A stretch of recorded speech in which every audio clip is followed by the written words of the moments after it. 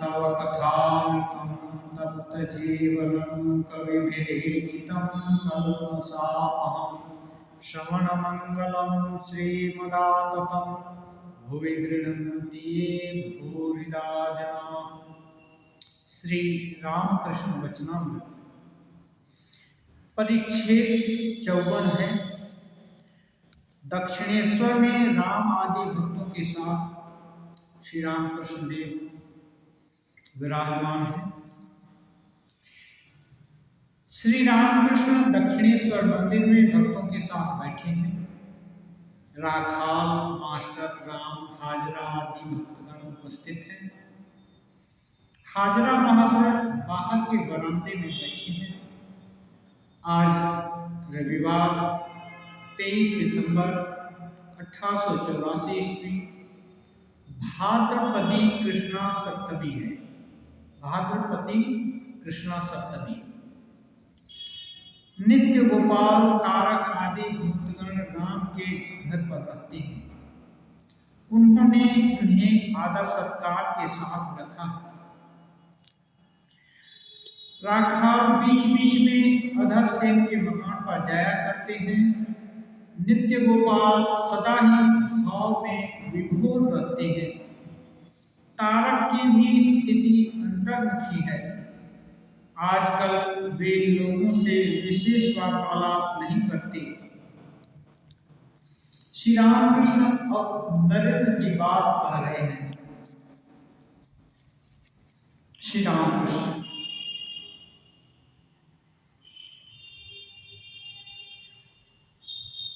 एक भक्त के प्रति आजकल नरेंद्र तुम्हें भी लाइक नहीं करता है, यानी तुम्हें भी पसंद नहीं करता है। मास्टर के प्रति अधर के घर पर नरेंद्र नहीं आया।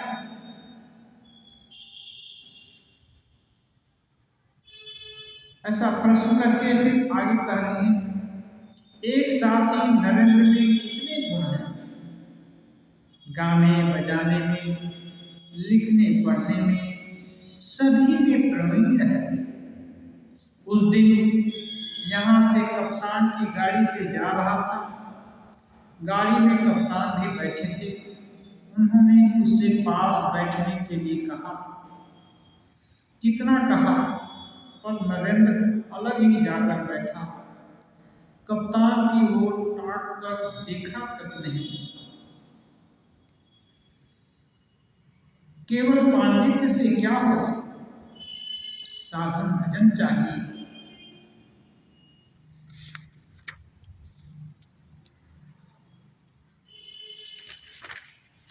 इन देश का गौरी पंडित विद्वान था और साधक थी।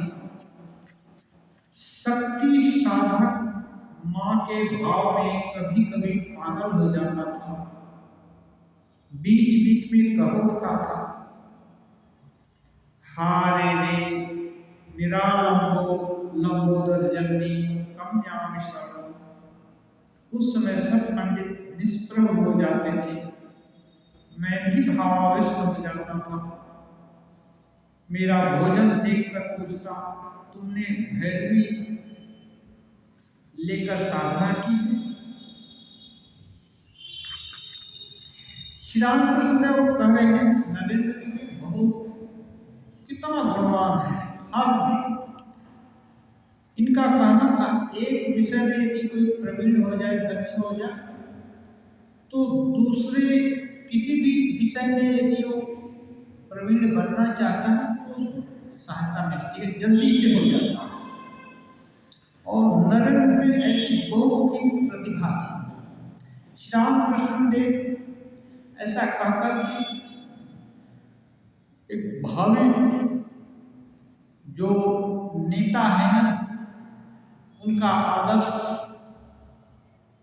संसार में प्रचारित करने के लिए विभिन्न प्रकार से नरेंद्र की प्रशंसा करके सबके सामने भी करते हैं। इसलिए कि लोग श्री रामकृष्ण देव के खुद के बात पर विश्वास जो करते हैं या करके एक तारतम्य का सामंजस्य बैठाने का कोशिश करेंगे।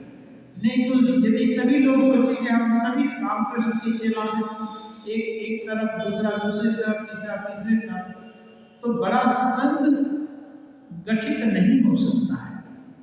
इसलिए बीच बीच में शुरू से ये तो इन लोगों को जब रामकृष्ण का देहावसान निकट आ गया तब इन लोगों को मालूम हुआ कि नहीं, वे लोग आपस में घनिष्ठ हो चुके हैं। लेकिन श्री रामकृष्ण देव आगे से ही ये विधिवत मानो प्लानिंग चल रही है। धीरे धीरे कोई भी आस्था यदि एकाएक किसी के ऊपर जम जाती है तो हो सकता है डर भी है कि वो एकाएक नष्ट भी हो जाए। लेकिन जो विश्वास, जो भाव धीरे धीरे धीरे धीरे गंभीर होता है, सब चीज देख विचार करके वो भाव ज्यादा पुष्ट होता है, ज्यादा सटीक होता है और चिरस्थायी होता है। इसलिए नरेंद्रनाथ श्री रामकृष्ण देव को अवतार नहीं मानते थे। वो कभी नाराज नहीं हुए या इस विषय में किसी से खेद भी व्यक्त नहीं की कि नरेंद्र नहीं मानता है, यहाँ की बात नहीं मानता है। ऐसा रामकृष्ण देव कहीं किसी से भी बोल से भी नहीं व्यक्त किए थे अपने मुंह से, क्योंकि उनका ये कहना है कि केवल किसी चीज को क्यों ग्रहण करेगा, जब दिल नहीं मानता तब तक नहीं ग्रहण करना है। तो लेकिन धर्म जीवन में श्री रामकृष्ण देव कहते हैं त्याग वैराग्य, ये बहुत सारे अशुभ या ये जो भाववादी होते हैं, इन सबसे भी त्याग वैराग्य श्रेष्ठ है। त्याग क्या है? इष्ट के लिए, भगवान के लिए सब कुछ छोड़ने का संकल्प, सब कुछ छोड़ देने के लिए तत्परता, तत्परत्व माने ईश्वर परत्व। और वैराग्य क्या है? उसके विरुद्ध जो कोई भी चीज है जो ईश्वर से दूर ले जाती है या ले जा सकती है, उसके प्रति वैराग्य। वैराग्य माने उसके प्रति आस्था का अभाव, स्नेह का अभाव। तो ये वैराग्य है। और ये नरेंद्रनाथ के दिल में बहुत ऊंचे स्तर से अच्छी मात्रा में त्याग वैराग्य था। कप्तान धनी आदमी है, जनरली धनी आदमी की तरफ लोग आकृष्ट होते हैं, उसके वैभव के लिए, या हो सकता है कभी उसका अनुग्रह प्राप्त हो जाए इसके लिए भी। लेकिन यहाँ नरेंद्र उनकी तरफ देखकर भी नहीं बैठते। इसका मतलब नरेंद्र अहंकारी है ऐसा बात नहीं, वो दूसरे भाव में विभोर है, भगवत भाव में विभोर है। उनके लिए यहाँ बैठना कि वहाँ बैठना कि वहाँ बैठना एक ही बात है। बैठे तो कप्तान की ही बग्गी में है, उनके द्वारा ही बग्गी एक ही गई थी, लेकिन यहाँ बैठना पड़ेगा, उनकी पास ही बैठना पड़ेगा, ऐसी कोई बात नहीं। तो ये है कि उनमें आसक्त नहीं है, कप्तान के अंदर उनका मूल्य बोध नहीं है। सबसे श्रेष्ठ पूरे दल में रामकृष्ण देव है। उनके प्रति तो नरेंद्रनाथ का सहज स्नेह है, और दूसरे के प्रति क्यों होना है? इसलिए और किसी को उनका दिल पत्ता नहीं देता है। श्री रामकृष्ण देव कहते हैं केवल पंडित होने से क्या होगा, दूसरा उदाहरण देते हैं। पंडित होने से कुछ नहीं होगा, साधन भजन चाहिए, त्याग वैराग्य चाहिए, साधन भजन। अब दूसरा उदाहरण इन देश का गौरी पंडित। गौरी पंडित एक तांत्रिक साधक थे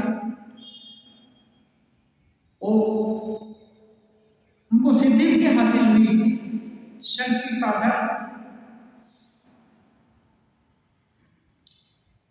ऐसा हो जाता भाव में पगले जैसे भी हो गए। पागल होना माने कोई पा गया है मां काली के आवेश में आवेशित हो गए हैं। अपना अस्तित्व जो सहज अस्तित्व है इस चीज को भूल गए हैं, तो लोग बोलते हैं पागल हो गए। वो कहते हारे रे निरालंबो लंबोदर जननी कम्याम शरणम, माने मैं उनकी शरण में जाता हूं। एक मंत्र है, तो ये जब मंत्र उनको सिद्ध हो गया था, जैसे हम लोग भी जो दीक्षा के समय कोई मंत्र पाते हैं, मंत्र यदि सिद्ध हो जाए तो उस मंत्र का विचार करके जो कोई भी संकल्प आएगा वो सब तुरंत पूरा हो जाएगा।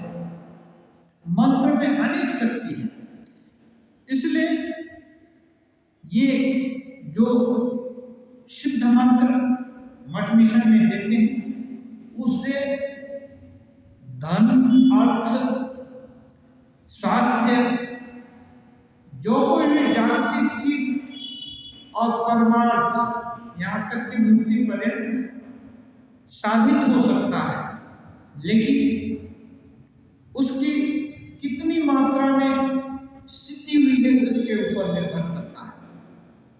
मंत्र में अनेक शक्ति है। क्या है? मंत्र भगवान को पकड़ने की एक मजबूत रस्सी है। हाँ, अटूट विश्वास होने से भगवान उसके साथ ही अटैच हो जाते हैं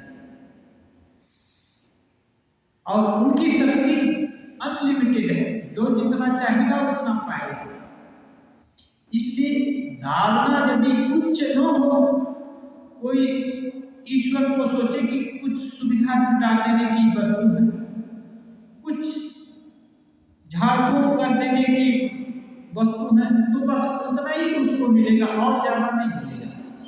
लेकिन जो सोचता है कि मुक्ति तक दे सकते हैं, कुछ भी असंभव इनके लिए नहीं है, वो उसके लिए पूरा रास्ता खुला हुआ है, वो मुक्ति पर्यंत पा सकता है।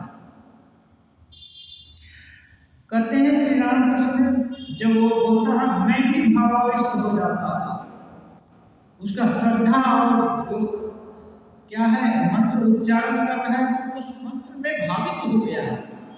साधारणतः लोग गाना गाते हैं या मंत्र उच्चारण करते हैं और स्वर मात्र को वो समझते हैं, उसका सुरीलापन, उसका मिठास, यही सब समझ में आता है, उसके भाव में भावित नहीं हो जाते।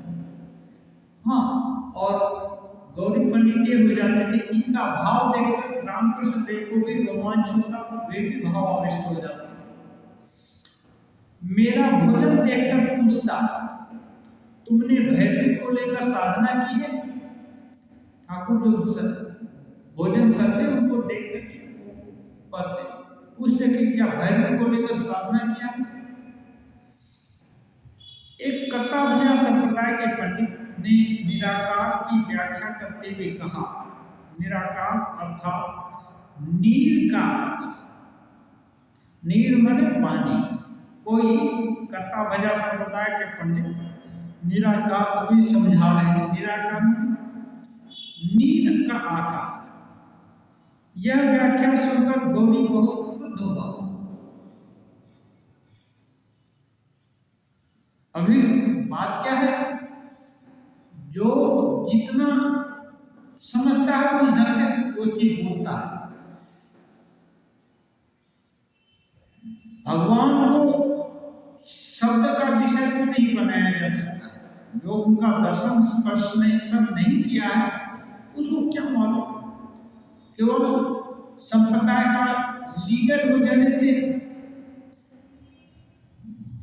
वस्तु लाभ हो गई है, ऐसी बात नहीं है। लीडर नहीं होने से भी वस्तु लाभ हो सकता है।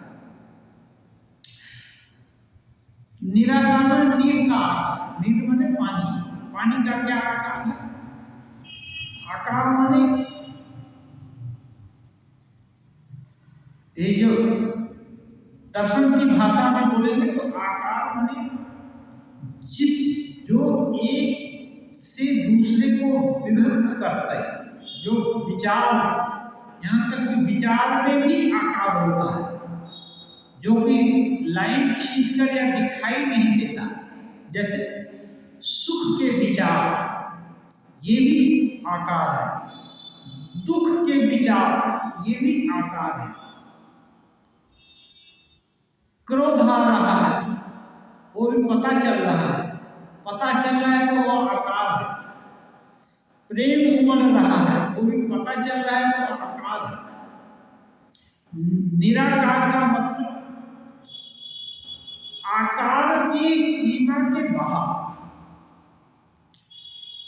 जो सुख या दुख या ये जो विचार से विभक्त हो रहा है, कोई व्यापार या व्यवहार या समझ, इसके बाहर निराकार सत्ता है।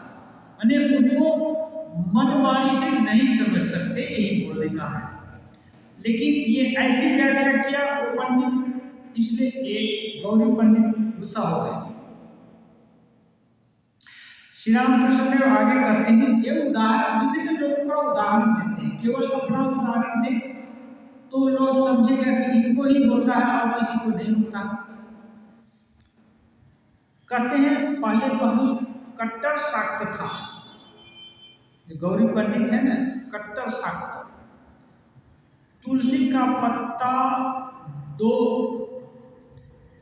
लकड़ियों के सहारे उठाता था, छूता न था। तुलसी का पत्ता है ना, उठाना होगा तो 2 लकड़ी लिया, एक के बीच में एक को पकड़ लिया और उठाया, उसको छूता भी नहीं था। जिससे तुलसी का पत्ता वैष्णव लोग पसंद करते हैं और वो शाक्त है तो सब आमिष चीज खाएंगे या बिल्वपत्र छुएंगे, ये सब करेंगे। जो भी सभी लोग हंसते हैं। इसके बाद घर गया, घर से लौट आने के पश्चात फिर वैसा नहीं करता था। बोल रहे हैं इसके बाद घर गया हुआ कोई परिवर्तन हुआ हो। मैंने काली मंदिर के सामने एक तुलसी का पौधा लगाया था, पर कुछ समय में वह सूख गया। कहते हैं जहाँ पर बकरों की बलि होती है वहाँ तुलसी नहीं रहती, जहाँ बकरों की बलि होती है वहाँ तुलसी नहीं जीती। अभी ये सब सुनी सुनाई बातें हैं, अभी हम लोग ऐसे प्रैक्टिकल करके देखे नहीं। हम बोल रहे हैं कि सूख गया। तुलसी का पौधा लगाया था काली मंदिर के सामने, और काली मंदिर के सामने तो युग कास्ट होता है, वहाँ बलि होती है, तो वहाँ सूख गया। गौरी सभी बातों की सुंदर व्याख्या करता था। रावण के 10 सिरों के बारे में कहता था। 10 इंद्रियां, तमोगुण को कुंभकर्ण, रजोगुण को रावण और सतोगुण को विभीषण कहता था। इसीलिए विभीषण ने राम को प्राप्त किया था। जैसे अभी कथाकार लोग हैं, विभिन्न प्रकार से चीजों को थोड़ा इधर उधर करके सहज बोध करके बताते हैं। गौरी पंडित का भी एक तरह से ये था। तो रावण को 10 सिर के 10 सिरों को 10 सिर होते हैं तो उसको बोलते 10 इंद्रियां।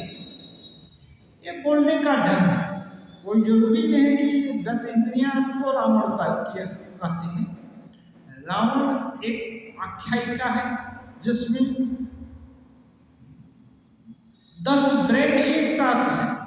अभी ये इतनी बड़ी सृष्टि है, इसमें एक फन वाला भी सांप होता है, 3 फन वाला भी होता है। अभी भी 3 फन वाला सांप दिखता है, दो फन वाला सांप दिखता है। तो ये सहस्त्र फन वाले भी हो सकते हैं। ऐसा कुछ इस सृष्टि में असंभव नाम की चीज नहीं है, इसलिए नहीं होगा ऐसा नहीं कर सकते। लेकिन साधक क्या करते हैं, अपने सुविधा के अनुसार जिस व्याख्या को मानने से या कहने से उनका उद्देश्य पूरा होता है, उस ढंग से व्याख्या कर लेते हैं। इसमें इतिहास या सत्यता की कोई ऐसी बात नहीं। श्री राम कृष्ण मध्याह्न के भोजन के बाद थोड़ी देर विश्राम कर रहे हैं। कलकत्ते से राम, तारक यानी शिवानंद आदि भक्त आकर उपस्थित हुए। श्री राम कृष्ण को प्रणाम कर वे जमीन पर बैठ गए। मास्टर भी जमीन पर बैठे हैं। राम कह रहे हैं, हम लोग मृदंग बजाना सीख रहे हैं। राम है, राम का भक्ति भाव है, ये जो वैष्णव भाव, तो मृदंग बजाना सीख रहे हैं। राम कह रहे हैं श्री राम कृष्ण राम के प्रति, नित्य गोपाल ने भी कुछ सीखा है। नित्य गोपाल ये कुछ सीखा है? राम जी नहीं, वह कुछ ऐसा ही मामूली बजा सकता है। वो ज्यादा कुछ सीखा नहीं, थोड़ा मोड़ा ये कर सकता है। श्री राम कृष्ण और तारक, राम कह रहे हैं वह अच्छा बजा सकेगा। श्री राम कृष्ण, तो फिर वह मुंह उतना नीचा किए न रहेगा।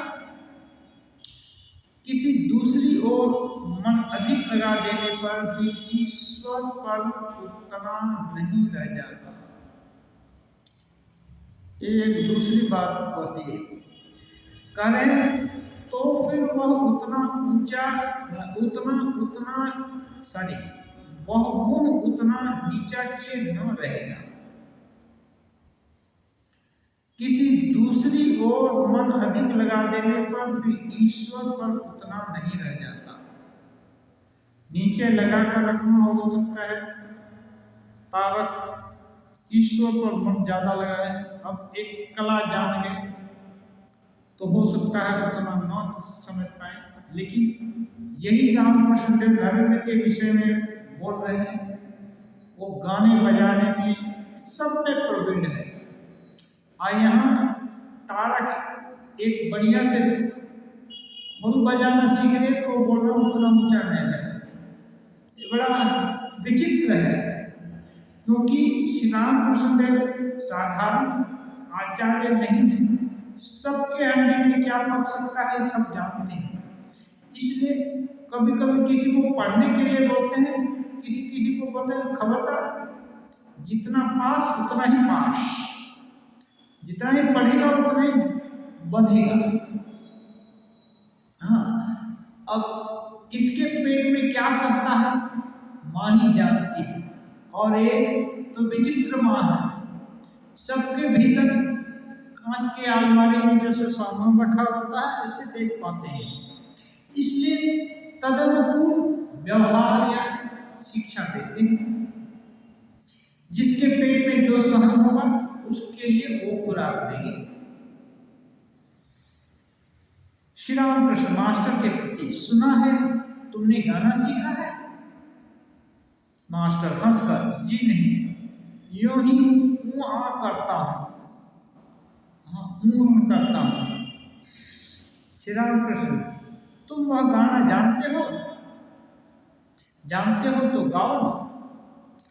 आर काज नाई जान बिचारे, देमा पागल करे। देखो यही मेरा असली भाव है। ठाकुर अपना असली भाव बताते हैं उस गाने के बाद, आल काज नहीं ज्ञान विचारे, दे माँ पागल करे ज्ञान और अज्ञान। माने किसी चीज के विषय में विशेष रूप से जानना और उसके विषय की न जानकारी, ये सब और अच्छा नहीं लगता रामकृष्ण देव को। अब जब उनको ठीक से मालूम हो गया कि माँ है अपनी, तो फिर माँ को लेकर मस्त हो जाना चाहते हैं और माँ के भाव में पागल होने, आप अपना जो क्या है अस्तित्व खो देना, ये चाहते हैं। और यही उनका भाव है, बोलते हैं यही मेरा भाव है। हाजरा का उपदेश,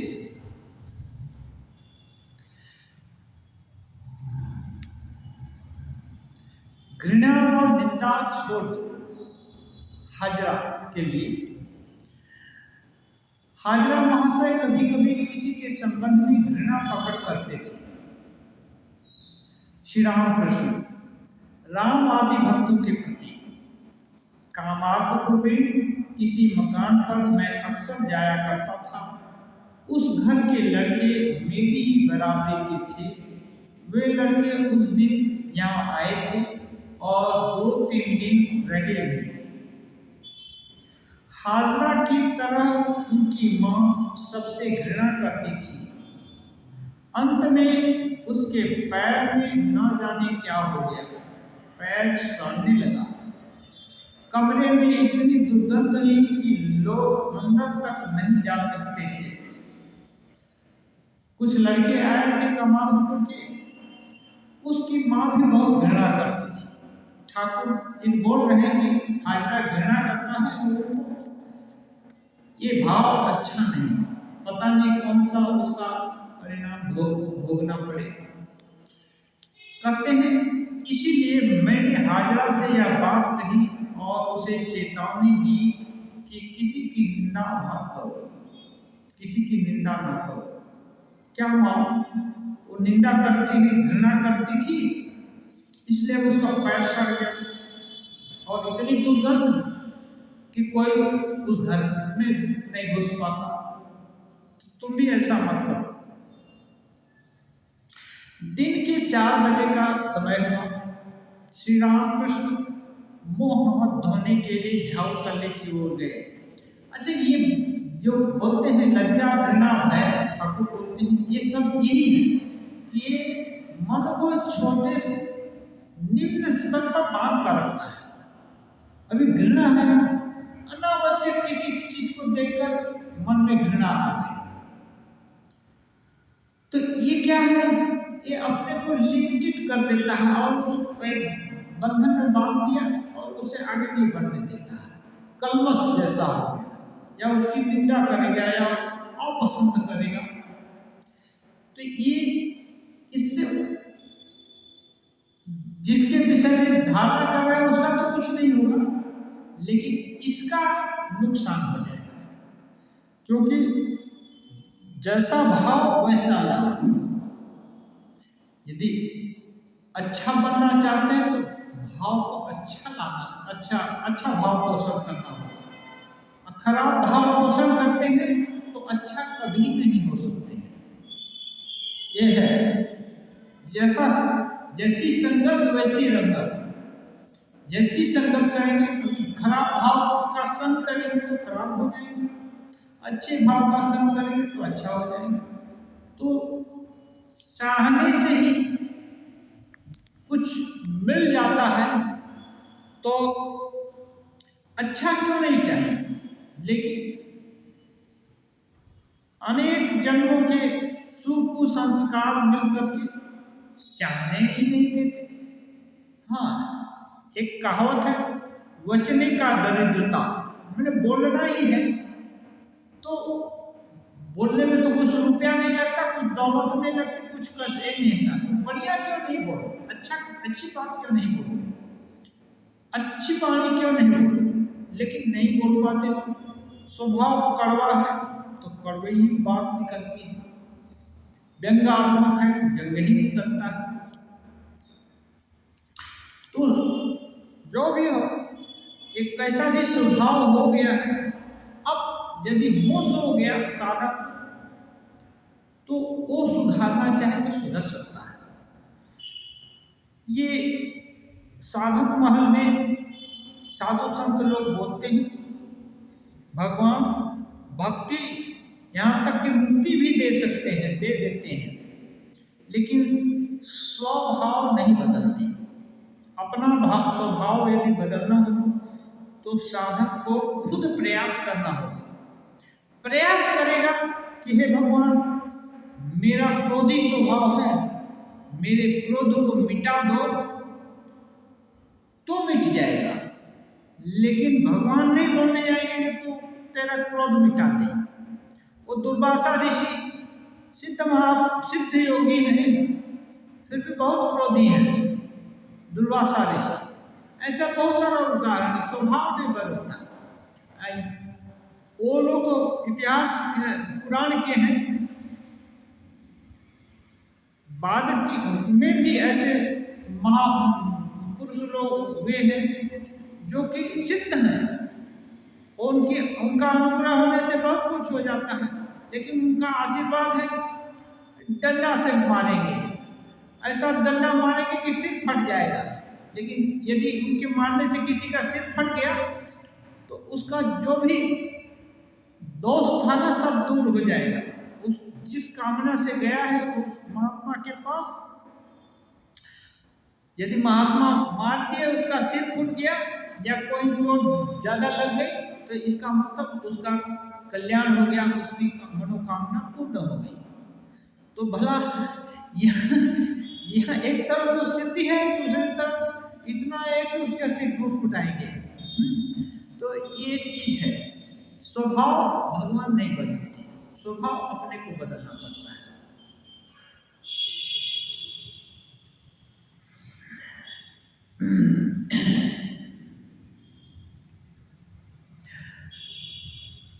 श्री रामकृष्ण हाथ मुंह धोने के लिए झाऊ तल्ले की ओर गए। दिन के 4 बजे का समय हुआ।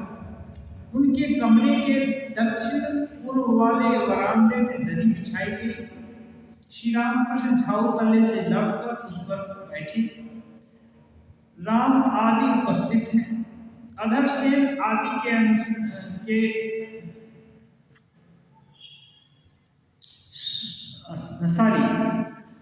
अधर सेन जाति के सुनार में स्वर्ण का। उनके घर राखाल ने अन्न ग्रहण कर लिया, इसलिए राम बाबू ने कुछ कहा है।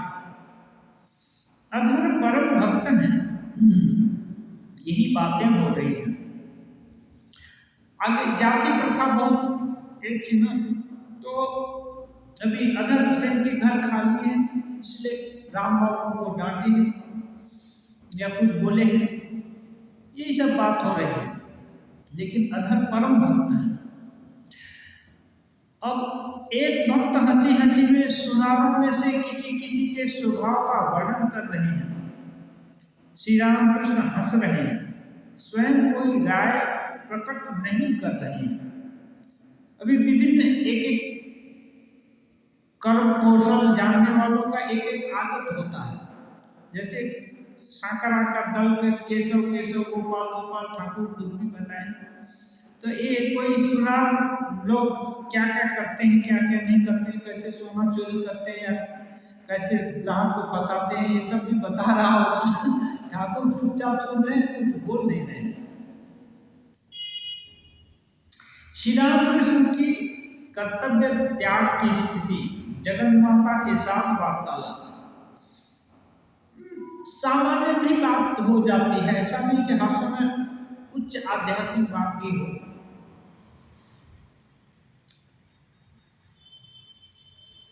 सायंकाल हुआ। आंगन में उत्तर पश्चिम के कोने में श्री रामकृष्ण खड़े हैं।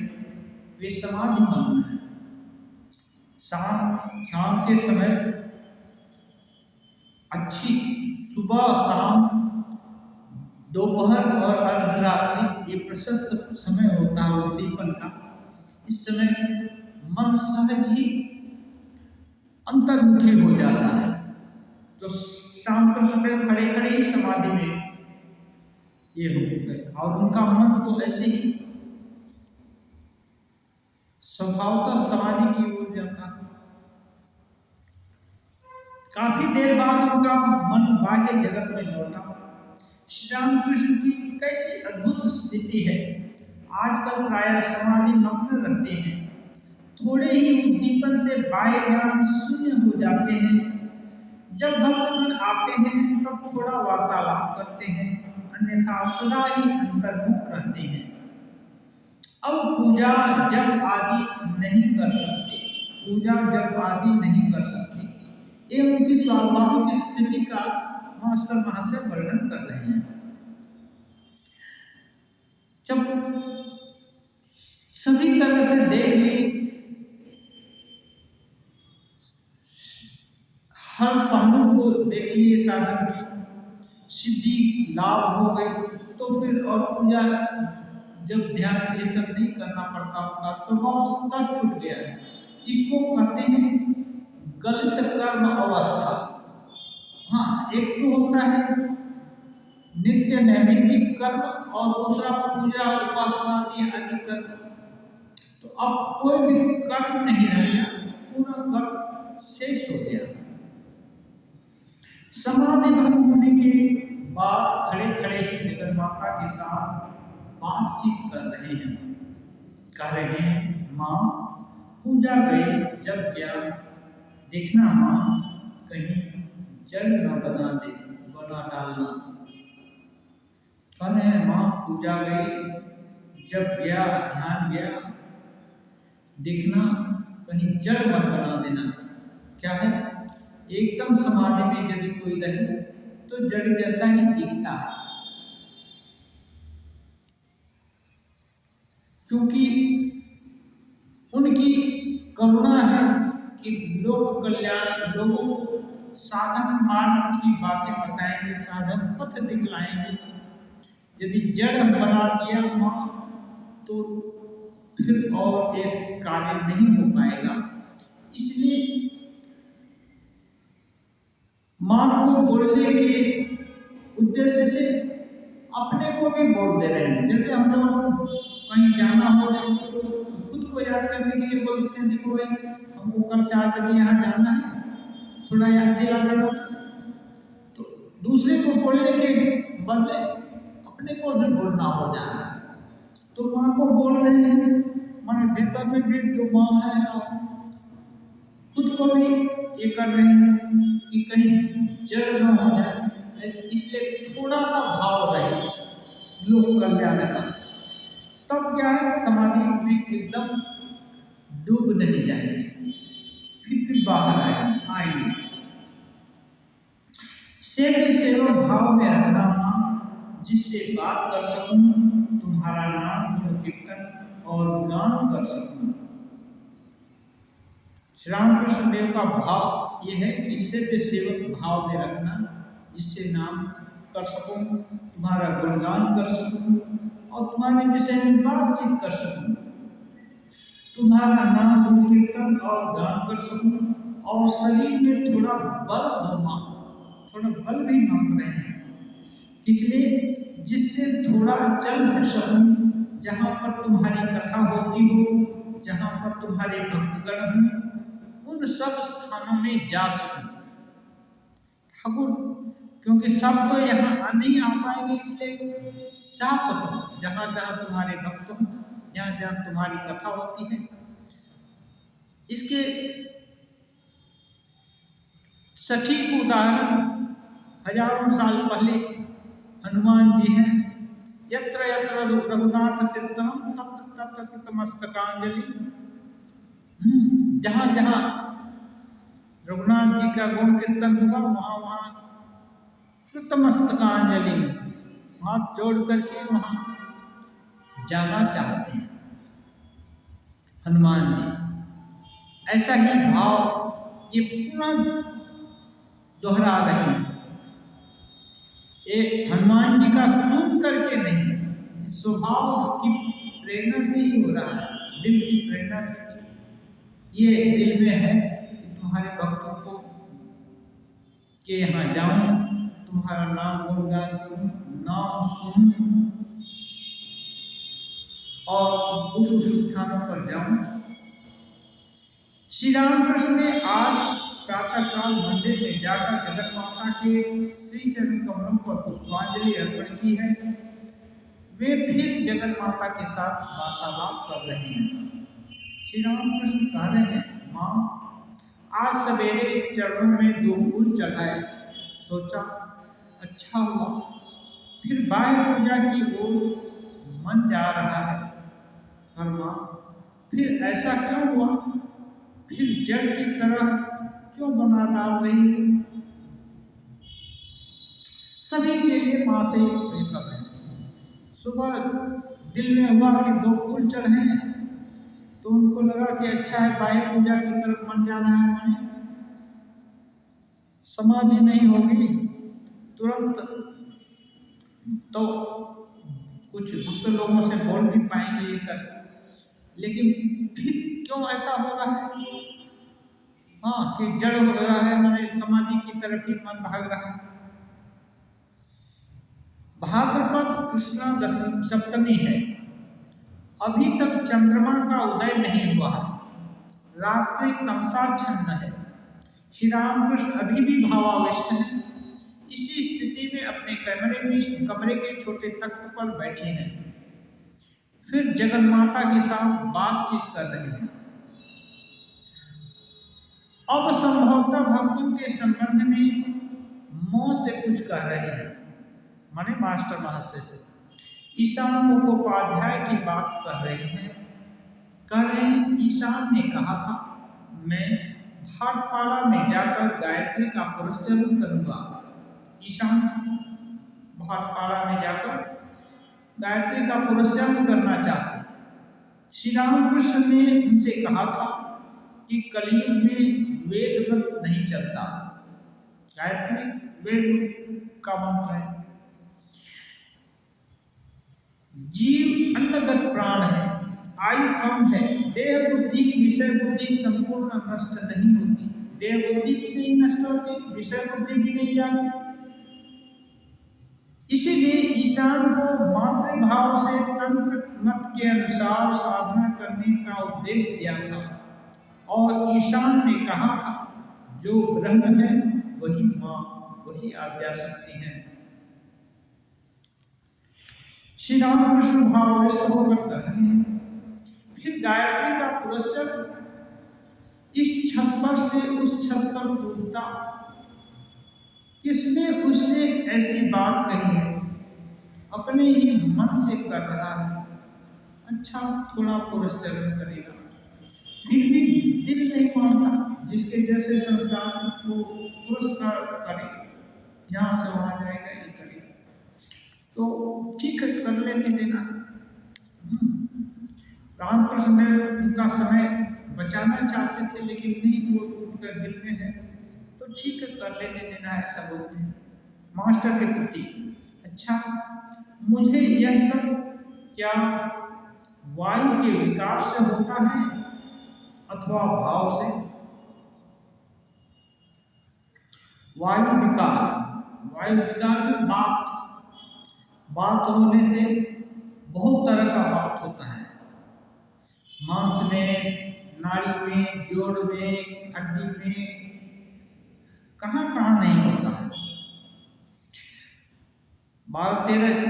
12-14 तरह का बात रोग है।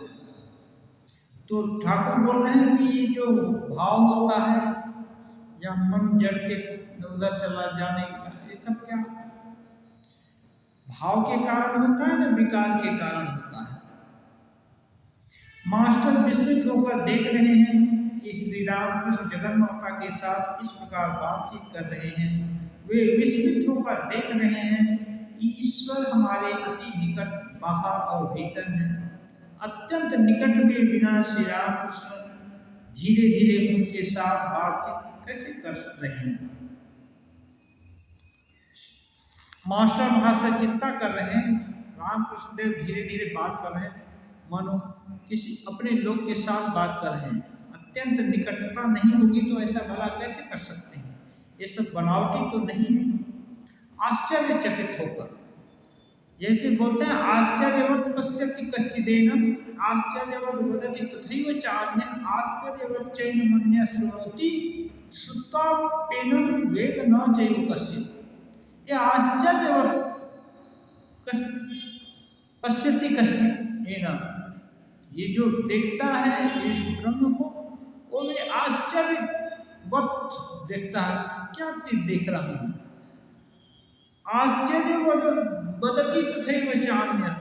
रामकृष्ण देव ऐसे ही ब्रह्म का वर्णन अपने भक्त लोगों को, शिष्य लोगों को कर देना चाहते हैं पूरा पूरी, लेकिन लास्ट में लाचार होकर बोलते हैं, अरे बोल तो देना चाहता था लेकिन माँ मुँह दबा दे रही है, माँ मुख चेपे दीक्षित आज की करो, और अश्रु विसर्जन करते हैं, अश्रु विसर्जन करते हैं कि बोलते पाना।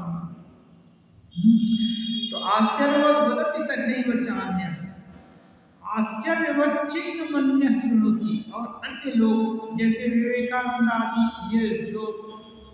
ये लोग हैं, आश्चर्य के समान ये मास्टर महाशय आश्चर्यचकित होकर के रामकृष्ण देव का बुदबुदाना, माँ से बात करना, ये सब उनका क्रियाकलाप देखकर हैरान है लोग। ऐसा तो साधारण आदमी नहीं करता। और हो सकता है कोई ठगबाजी करने के लिए या किसी को बस में करने के लिए कोई ये करता हो, लेकिन ऐसी ठगबाजी भी यहाँ नहीं है। किसी धन दौलत या सामर्थ्य या किसी का कोई फेवर भी यहाँ नहीं चाहते। फिर तो आश्चर्यवत् चैन मन्यः शृणोति श्रुत्वापि एनं वेद न चैव कश्चित्। श्री रामकृष्ण देव की बातें सुन करके कितने को त्याग, वैराग्य, भक्ति भाव का संचार हुआ। अक्षय कुमार सिंह बोलते हैं, राखो प्रभु नाही करो हृदय मतना। प्रभु चाहे जो भी करो, इतना दुख दिए। वो बोलते हैं, सागरे न मिलू तब पाइलू न जल। सागर में उतरा तब भी सागर में भी जल नहीं मिला। रामकृष्ण मां शारदा दोनों का पूरा सानिध्य प्राप्त हुआ, फिर भी उनके दुख का अंत नहीं हुआ। माँ इतना दिखाती थी कि इतना भाग्य है तुम्हारा, उससे ही उनको उनका जीवन है ना आजीवन कष्टमय रहे। फिर भी बोलते हैं, हे प्रभु चाहे जो भी हो, राखो प्रभु नहीं करो हृदय पतन। और तो जो कोई विनती है ठीक है, लेकिन भूल करके भी हृदय के जैसा मत करो। कितने लोग आकर तुम्हारे पास उद्दीपित होते हैं, भाव भक्ति क्या क्या नहीं पाते हैं, लेकिन हृदय महाशय ऐसे हैं जो कि तुम्हारे साथ इतने साल से रहकर भी तुम्हारा कुछ भी नहीं ले पाए। ये साक्षुनी है अक्षय कुमार सेन, ये अपनी पोथी में लिखते हैं। इसलिए सुनकर भी कोई कोई न वेद कश्चित्, कुछ भी ज्ञान नहीं होता है। ऐसी श्रेणी में ये क्या बोलते हैं, हृदय राम थे, लेकिन नहीं। ठाकुर ये भी हृदय राम को बोले थे, अरे तुम्हारे लिए मेरी सेवा करना ही यथेष्ट है। तो ये लीला में सबका पाठ अलग अलग पाठ है, तो वो सेवक बनकर आए थे। अभी सेवक सभी लोग साधक बन जाए तो सेवा कौन करेगा? फिर ठाकुर गिर जाते, पड़ जाते तो उनको कौन उठाता? हाँ, आग में गिर जाते, पानी में डूब जाते, कुछ भी हो जाता। इसलिए माँ एक उनका सहयोगी, जो कि इस भाव का नहीं है, उसका केवल सेवा भाव है, हित की कामना है ऐसे के प्रति, लेकिन उनका ऐश्वर्य नहीं चाहता है, ये सब साधना ऐश्वर्य नहीं चाहता है। तो ऐसा भाव रख करके माँ उनको जरूरत थी रामकृष्ण देव की लीला में, हृदय राम की भी, तो लीला की पुष्टि है। लेकिन अक्षय कुमार सेन तो साधक के दृष्टि से देखते हैं, तो देखते हैं कि उनका कुछ नहीं हुआ, तो हे प्रभु ऐसे मेंटलिटी मत देना, ऐसा मन स्थिति मत देना कि चाहे जो कुछ भी हो, जैसे हूँ वैसा ही रहूँ। इसलिए राखो प्रभु नहीं करो हृदय मतम, जो भी हो प्रभु हृदय के जैसा मत बनाना, और चाहे तो जो कुछ भी करो, दूर दो सुख दो, कोई बात नहीं है। तो ये है, तो ये ईश्वर तत्व है, सुनकर भी कोई किसी को समझ में नहीं आता। ये बहुत कठिन चीज है, धीरे धीरे इसमें सुनना पड़ेगा, श्रवण मनन निधिध्यासन, सुनना पड़ेगा, उसके विषय में सोचना पड़ेगा, और बार बार यदि सोच में कुछ अच्छी चीज बैठ गई तो उसको बार बार चिंतन करना पड़ेगा, और सबसे बड़ी बात है लगे रहना पड़ेगा। लगे रहना पड़ेगा, माने समझ में आ गया तो छोड़ना तो कभी नहीं है। लगे रहने से हरि से लागे रहो रे भाई, तेरी बनत बनत बनी जाए, ये सब साधक लोगों के लिए ये वाक्य ये है।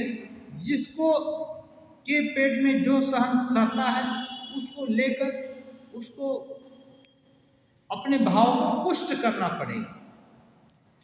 ओम निरंजनम नित्यम अनंत रूपम भक्ताम कंपाधृत विग्रहम वै ईशावतारम परमेशमेद्यं तं रामकृष्णं शीर्षा नमामि।